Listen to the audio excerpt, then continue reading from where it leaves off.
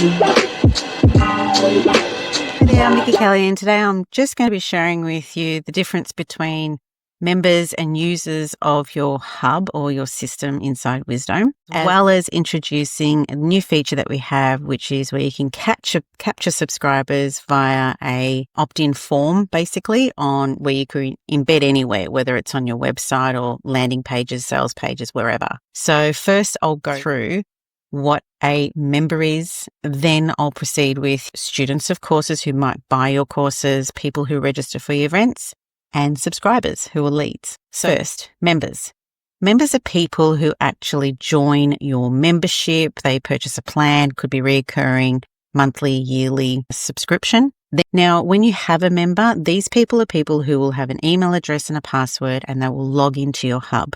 And when they do, they have access to your content library, courses, challenges, events, and a social group or social groups, per se. Now, they're members and they do apply to your number limit inside the plan that you might have purchased with Wisdome. Now, with respect to students who purchase courses just externally, yes, they create an email address and a password to access their courses, but they're not members because they don't actually have an ability to access all your other content inside your hub. However, in courses, we do allocate social groups to anyone that when you create a course, a social group is created. So that creates a peer-to-peer learning environment as well.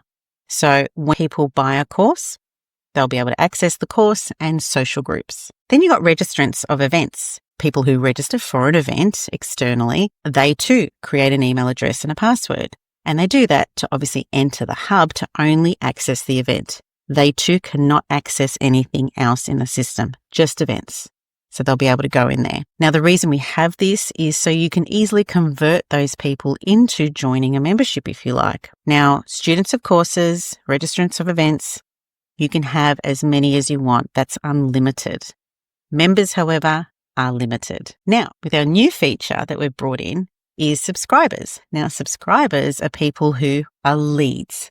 And these are people who you capture via sharing a lead magnet. So you might be promoting something. It could be like, here's a quick guide, leave your details and we'll send it out to you. That's a lead. So we have introduced subscribers. And like I said, they're like leads into our system. The reason we've introduced that is because late last year, we introduced email in our system as well. So what you can do now, and I'll share that with you in just a moment, is you can email these leads or subscribers from within your hub. And pretty soon we'll be introducing even more functionalities and features in that area of email. So therefore you can hopefully one day get rid of your email system that you use to communicate and contact your leads. So here you can see on the screen, we are on our settings area and we go to subscribe settings. And here you could enter in all your details to create this particular form. And this form you can embed onto your site.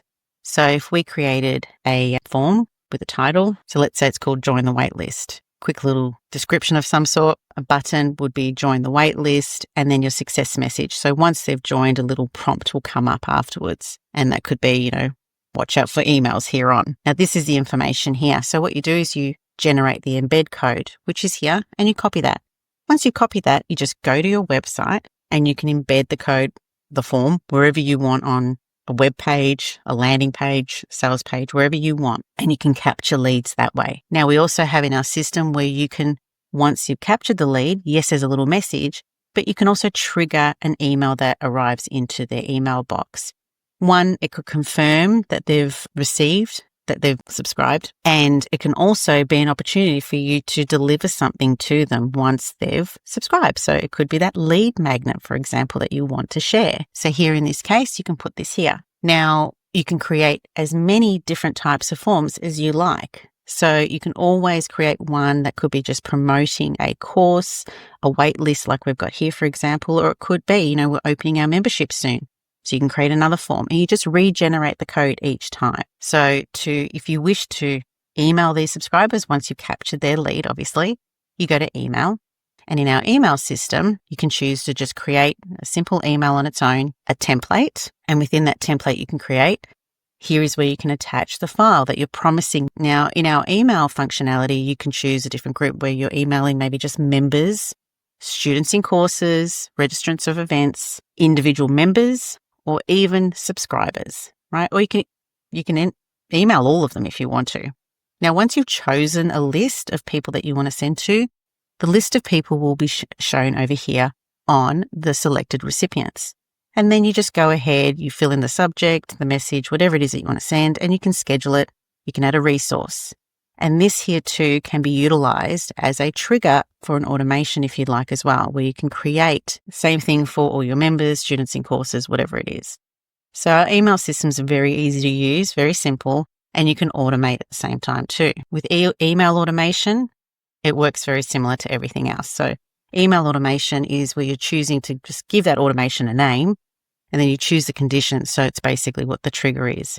So in this case here, it could be when someone enrolls in a course, enrolls in a challenge, registers for an event, or even subscribes to a membership.